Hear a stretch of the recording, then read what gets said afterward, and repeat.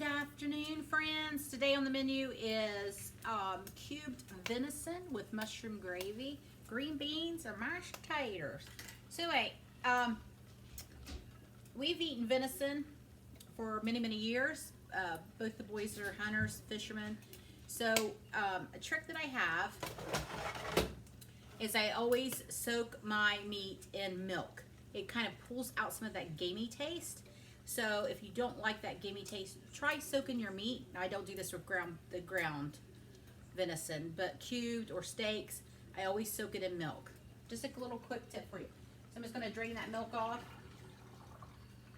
really quick.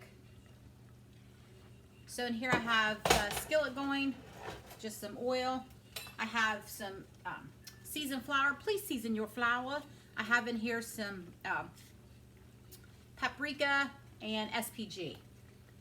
Doesn't have to be a lot of seasonings because we're going to put some gravy over it. So if you could just see what I'm doing here. I know it's a weird camera angle.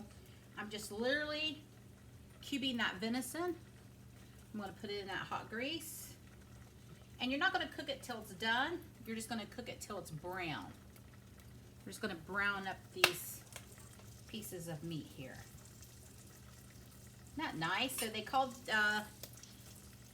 Monday and said that our meat was done at the processor. We used to process our own venison, but with the pizza shop and our schedules, we just don't do it anymore. I didn't always know how to cook venison. I've grown up eating it my whole life. My dad was a hunter also. Where we're from, that's a big deal. Venison, turkey, fish, that's what we grew up on. So that's what we eat. So when I got married, I had to learn to cook venison because my dad always did it when I was growing up. So I've learned through trial and error. Okay, so we're gonna get this in. We're just gonna dredge these pieces of venison, get them in the pot. Also have the oven heating at 400 degrees. And I have a 9x13 baking dish that I'm going to put the venison in. So I'm going to give this a minute to bring that oil back up to temp from where I put the meat in. Like I said, we're not cooking the meat. We're just going to give it a little bit of a suntan before we put in the oven. Okay? Got a little flour on my pan here, so I'm going to have to my baking dish. So wipe that out.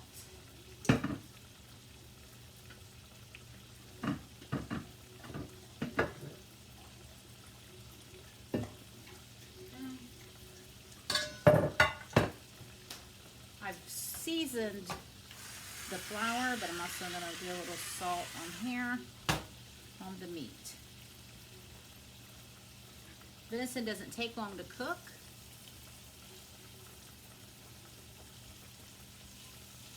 So like I said, I'm not trying to cook the meat because it'll finish off in the oven. I'm just trying to give it just a little bit of a tan there. A little bit of a crust. Okay. I'm going to give it a minute on this other side, and then I'll transfer it right into my baking dish.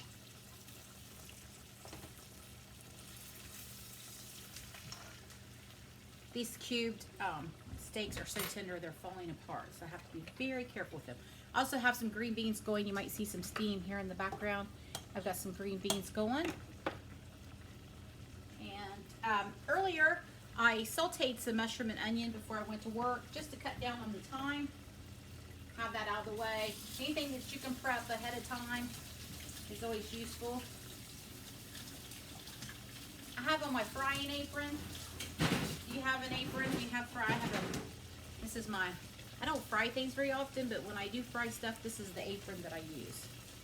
Okay. While I'm waiting on that to brown, I'll go ahead and flour up these other cubed. The cubed venison is my favorite aside from the back strap and inside loin. If you've never tried venison, I suggest you do it if you're able to. It is delicious. It's lean. It's a fantastic source of protein. Now when Brock and I first got married, and we were broke, we lived on venison. I have probably fixed venison in 8,000 ways. All right. So there we go. The boys, we own our own property to hunt, but the boys, there's one property they like to own that we don't, to hunt that we don't own. And if they harvest a deer there, we pay for the processing and give it to the landowner as a thank you for allowing them to hunt there. Okay, so there we go. Let me, kind of got a mess here. Kind of get this out of the way. All right. Here we go. First batch is done. You see there, just wanted to get a nice brown coating on that venison.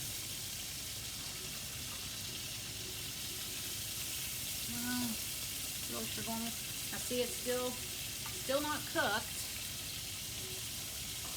Now to me, I love a venison steak cooked medium and then rested. I think it tastes delicious that way. So, do that one in just a few more seconds. Just kind of, you know, you have hot spots in your burner there. So, this guy in here. I may have to make up 2 pans of this. I may just have to cook some just to eat without being in the mushroom gravy. I'm sure that won't disappoint the boys. My pan's getting kind of full. Okay. With it being frozen, I couldn't really tell how much was in the pack. So Mason laid out 3 packs. So this will not go to waste at all. Venison does not last long here. Okay. Go. I'm just going to add a touch more oil to my pan because I am going to make gravy. There we go. I'm going to check my green beans. Everything's going well. So I finally got my Christmas trees up. I have a little old-fashioned tree that I put up in my dining room. My dining room is kind of the, I call it the old-fashioned Christmas room. And I have an old-fashioned Christmas tree with old-fashioned ornaments that I love. And it has like string popcorn. And then I do my old-fashioned decorations in there. And I have a buffet in my dining room, and all of that is decorated with all my old Santas. And then we have our family Christmas tree in our family room. So the kids helped me put that up. I did the old-fashioned tree in the dining room and the decorating. And then when the kids got home, they helped me decorate our family Christmas tree. So, whew, I've only got 10 days left. Finally got all that done. Don't have to worry about it now. I've got all of my shopping is done. I think I have to get one more gift card, which isn't a hard gift card to get to. And then I am ready for the Christmas season. Okay, so here we go with the last of that venison. I'm flipping it over. Go. So here's what they look like. Like I said, I have the oven heated to 400 degrees. And just gonna let that sit for a minute, get it brown on the other side. Now you could finish this off and eat it just like this without the mushroom gravy, but the kids love the mushroom gravy and mashed potatoes. So that's what I'm gonna do. I'm gonna spoil my babies while they're home. They won't be here forever. They'll be going back to school. Okay, so we're ready to put these in.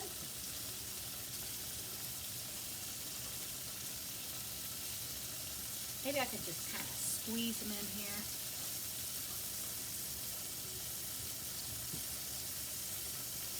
We'll figure it out. As long as they get cooked, we'll be all right.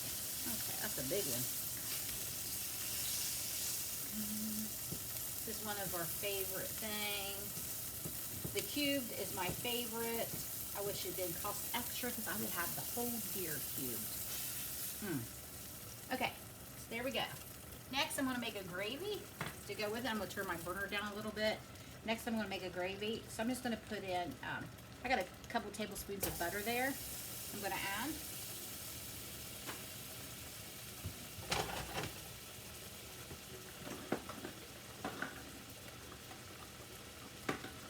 Sorry, I don't mean to show you my barbecue arms. I'm a fat old woman. This is the way it is. He loves to eat. Okay, here we go. We got that butter going. We're just gonna make a quick gravy with those drippings. I've got some flour here.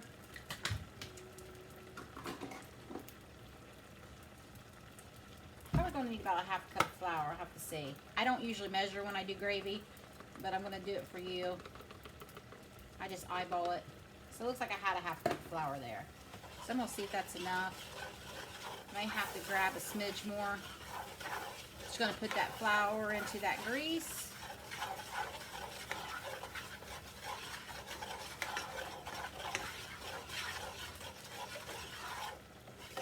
Put it all in there. All right. Now we're gonna give that like a couple minutes for that flour to cook out, because you know what a flour tastes when you make gravy.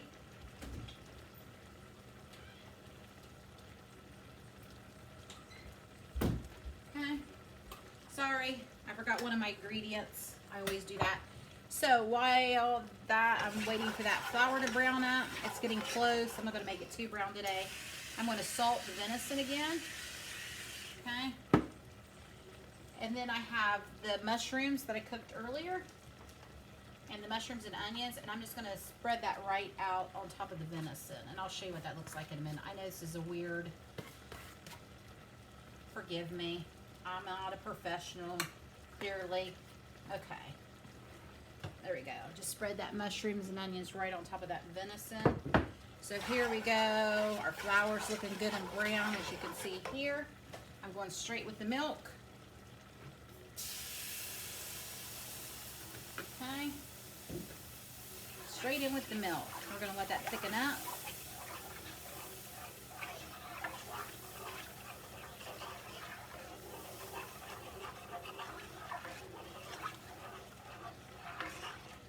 Thicken up there. I'm going to add some salt.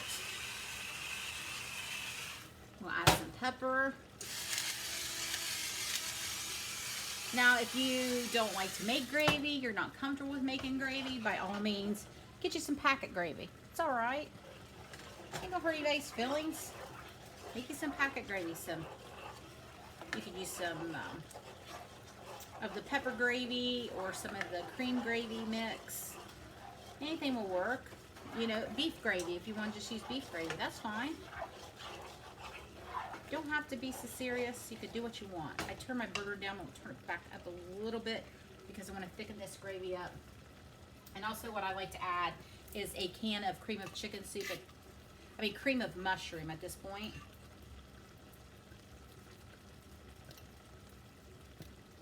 Technically you wouldn't have to because you got your gravy and you got your mushrooms. But I don't know. I like it. I like to stretch that gravy a little bit further. We like gravy on our stuff. Just going to stir that in with that regular gravy.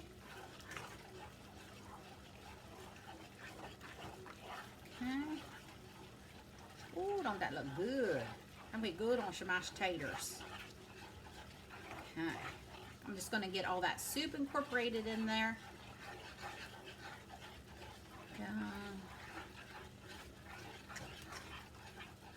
So at this point, I'm going to taste it to see if I need to add any more salt and pepper. Got that soup incorporated in there. Okay, I'm gonna turn my green beans down because they're cooked down. Come on, my little tasting spoons here.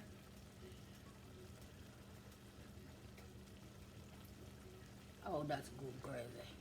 Good gravy, that's good gravy. Okay, just gonna thin her down a little bit. Okay. My dad always thinned gravy with water, so if it's too rich, can thin it down with a little bit of water. I just had the milk there. I'm gonna thin it down with a little bit of milk. That looks good. That looks like a good tater-worthy gravy. Okay, shut that burner off. I'm gonna move some of my stuff out of the way. Sure do make a mess, but it's gonna be worth it. Okay, that in the sink. Clean up my area here really quick. I like a clean surface. Okay, so now I've got to watch with my arm.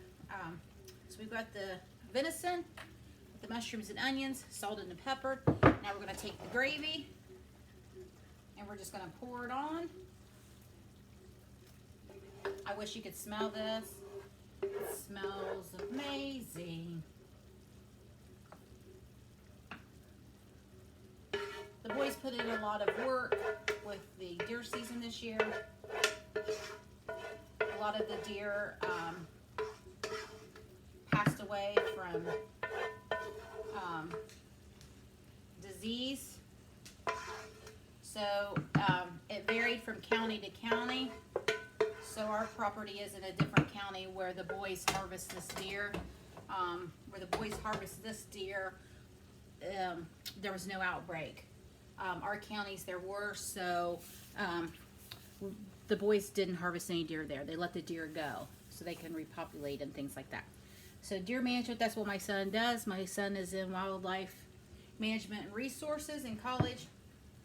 He's a good steward of the land and of the animals. He's an avid hunter and fisherman, just like his dad taught him well. They're also award-winning archers, so in the state of Ohio that we're in for their age group. Okay, so I'm going to put this in the oven. It's preheated to 400. I'm going to set the timer for 20 minutes. I'll check the meat then. Brock likes his meat a little more done than the rest of us, so I will check that in 20 minutes. So there you have it. We have our cubed of venison. Like I said, I soaked it in milk. I drained it, seasoned flour, browned it, put it in that 9x13. Made some homemade gravy with some mushrooms and onions. Like I said, if you don't want to do all that, just make you a packet of gravy, put it in there. It's gonna be a delicious meal. So there you have it. I wanted to show you some recipes using some venison. And hopefully you have access to venison and you enjoy it. If not, try to find some. Have some. Try it. It's delicious. All right, guys. Have a good afternoon. I'm going to finish cooking and eat.